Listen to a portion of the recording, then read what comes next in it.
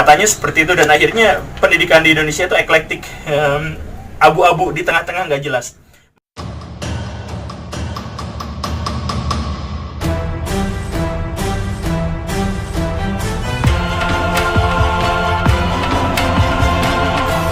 Assalamualaikum Baraya, ini adalah episode ke-23, kita ketemu lagi di Guru Google Channel. Kita sekarang berhadapan dengan sebuah masalah yang diajukan oleh S. Darmawan. Pak, sekali-sekali tema tentang perbandingan pendidikan di Indonesia dan di luar negeri. Perbandingan pendidikan di Indonesia dan di luar negeri, apa itu maksudnya? Luar negerinya yang mana? Kita asumsikan saja luar negeri yang dimaksud itu adalah luar negeri di negara-negara maju. Baraya, saya sangat pengen untuk bahas ini karena ini penting. Indonesia adalah salah satu negara yang punya prospek besar di masa depan karena sumber daya alam dan sumber daya manusianya yang sangat melimpah. Tetapi kita juga paham bersama bahwa untuk bisa mengelola sumber daya manusia dan sumber daya alam yang baik itu harus dengan pendidikan.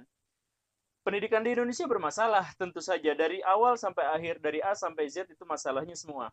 Nah, kalau harus dibandingkan dengan negara lain, saya pengen kita bikin perbandingan 3 negara ya yang maju-maju.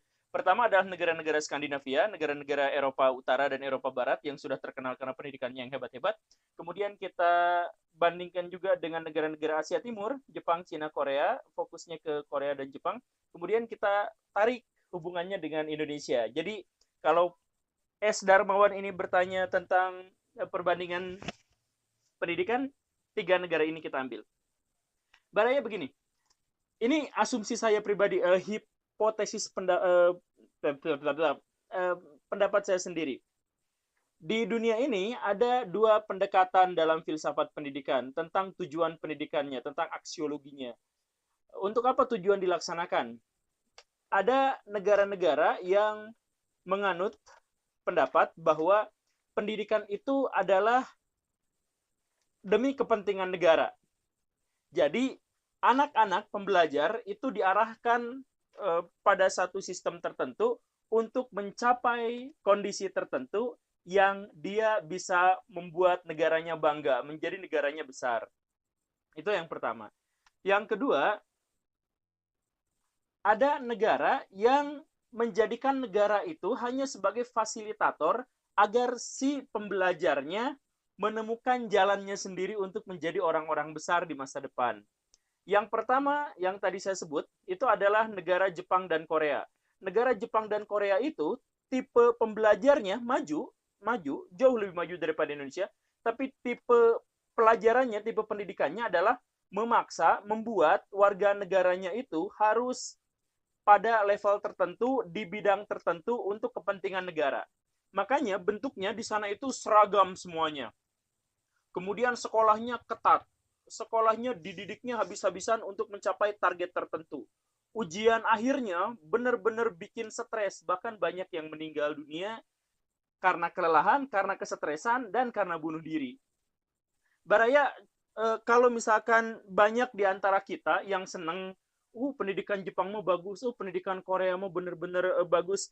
Saya yakin orang-orang yang berkata seperti itu adalah orang-orang yang belum pernah datang ke sana langsung. Kalau sudah datang ke sana langsung, itu Baraya serem banget. Orang-orang Korea itu yang SMA-nya pulang sekolah itu berangkat jam 7, pulang sekolah malam-malam. Ditambah bimbel itu udah dini hari baru baru pulang ke rumah. Belajarnya full.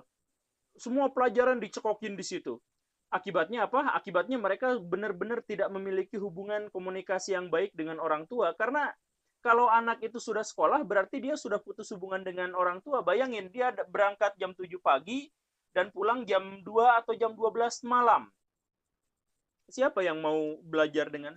Tapi itu diwajibkan karena apa? Karena Korea Selatan terdesak, tertekan. Sumber dayanya sedikit, tapi mereka harus dihadapkan pada negara-negara Cina, Jepang, dan Korea Utara yang menjadi pesaing dan ancaman besar mereka. Akhirnya Korea Selatan itu memaksakan pendidikan itu kepada anak-anak pembelajarnya.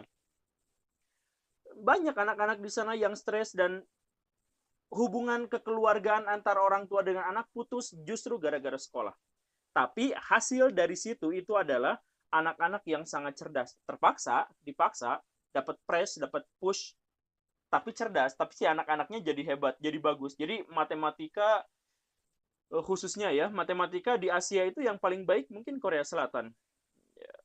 Singapura di bidang yang lainnya. Tapi yang jelas seperti itu. Nah, itu adalah pendekatan Korea Selatan, pendekatan Jepang. Jadi mereka mengarahkan anak untuk belajar sampai pada pelajaran tertentu, pada level tertentu untuk kepentingan negaranya.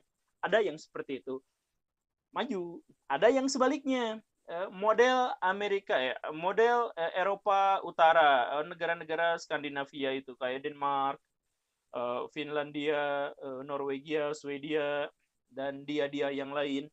Nah, mereka sebaliknya, mereka itu tidak memaksa anak belajar sampai taraf tertentu. Tujuan dari pendidikan itu adalah si negara memberi fasilitas agar si anaknya bisa maju. Nanti anaknya mau jadi apa terserah.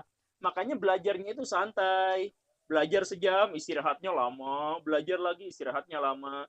Gak usah pakai seragam, gak ada tuntutan ujian nasional, gak ada apa. Setiap anak bebas mengembangkan bakatnya masing-masing. Dan seterusnya. Apakah itu maju? Ya, itu maju. Um, um, Negara-negara Eropa Utara itu majunya bukan karena industrinya. Jadi orang Eropa itu yang negara maju karena industrinya itu Jerman yang pertama, kemudian Prancis dan Inggris itu salip-salipan dari kemarin-kemarin gitu. Berikutnya juga ada Italia dan lain-lain. Nah, negara Skandinavia itu tiis. Jadi pikiran mereka itu udah bukan lagi soal negara industri, tapi pikirnya itu adalah soal kerusakan lingkungan.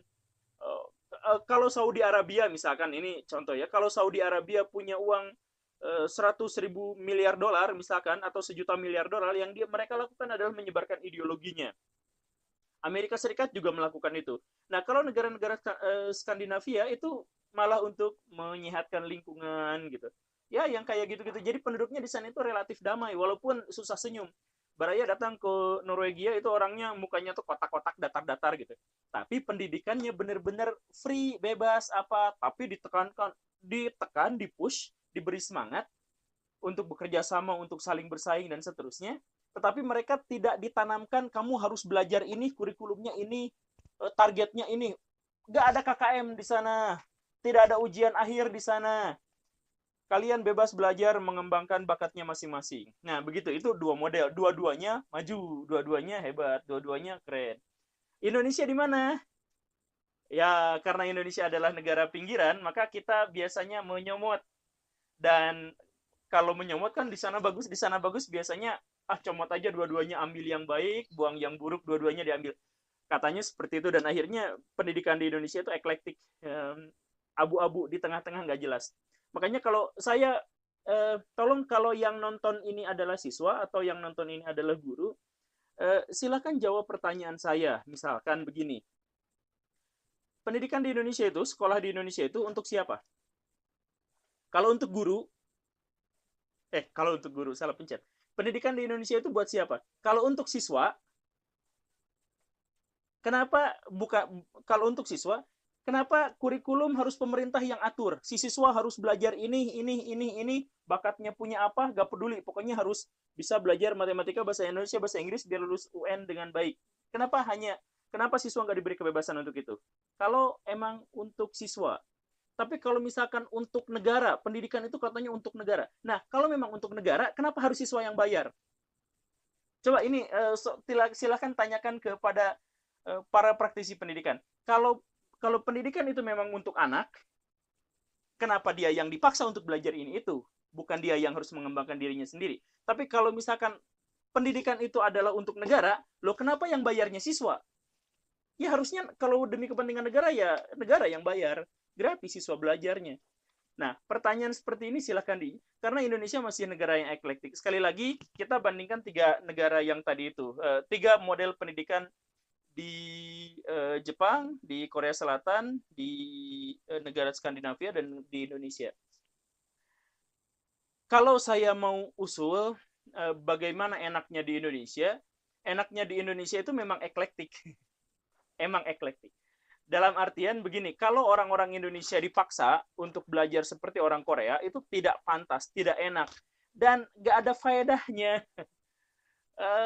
Orang Arab belajar orang Arab itu kerjanya sehari cuma 3 jam, tapi mereka lebih kaya daripada orang Korea Selatan. Orang Swiss itu di sana juga kerja pendidikannya bebas, tapi pas udah jadi profesor, udah jadi apa, mereka melampaui orang-orang Korea sampai sekarang. Tapi orang Korea, orang Singapura sekarang dalam bidang-bidang tertentu juga lebih baik. Nah, orang Indonesia mendingan ambil yang baik dan buang yang buruknya. Kita sampai detik inilah ya, kita belum pernah menemukan sebuah falsafah pendidikan yang bisa merangkum dari awal sampai akhir dan semuanya bagus, semuanya relevan, semuanya pas untuk karakter bangsa Indonesia. Belum, kita hanya ngambil apa model pendidikan Belanda, ambil ininya, model apa pendidikan apa.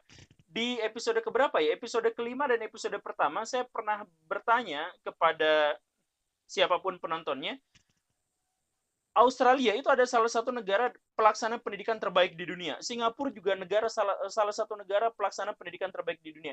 Kok Indonesia ada di tengah-tengahnya antara Singapura dan Australia itu? Tetapi kenapa Indonesia tidak bisa ngambil, tidak bisa nyontek, tidak bisa lihat, kenapa tidak bisa studi banding ke sana gitu? Padahal di sana banyak hal-hal yang baik, banyak hal-hal yang positif. Apa jangan-jangan pernah studi banding tapi di sana ternyata pelestiran gitu? Jangan-jangan seperti itu. Tapi baiklah Baraya, sekali lagi kalau misalkan kita ambil S. Darmawan ini sekali-kali membandingkan, kapan-kapan kita akan bandingkan dengan negara-negara yang lain, tapi yang jelas, perbandingan yang sekarang kesimpulannya adalah negara Asia Timur itu maju karena dipaksa sama negaranya. Karena si setiap anggota masyarakatnya itu harus sesuai dengan kepentingan negara. Dan mereka sukses, karena mereka komitmen di situ. Walaupun gila-gilaan. Negara Eropa, Skandinavia, mereka juga sukses. Tapi terbalik modelnya. Jadi si negara justru menjadi fasilitas untuk perkembangan anak didik untuk peserta. Indonesia di mana? Indonesia abu-abu, tidak jelas, comot sana comot sini, tapi belum ada yang bisa terrealisasi dengan sangat baik. Kebanyakan sepenuhnya hanya berkutat pada administrasi, berkutat pada formalitas-formalitas dan lain-lain. Semoga di masa depan Indonesia bisa menjadi lebih baik pendidikannya. Saya ngomong seperti ini bukan untuk menghujat, menjelek-jelekan pendidikan. Kita sama-sama berdoa agar pendidikan di Indonesia di masa depan menjadi lebih baik. Saya Guru Gembul, silahkan subscribe kalau Baraya setuju, komen, dan like ya. Assalamualaikum warahmatullahi wabarakatuh.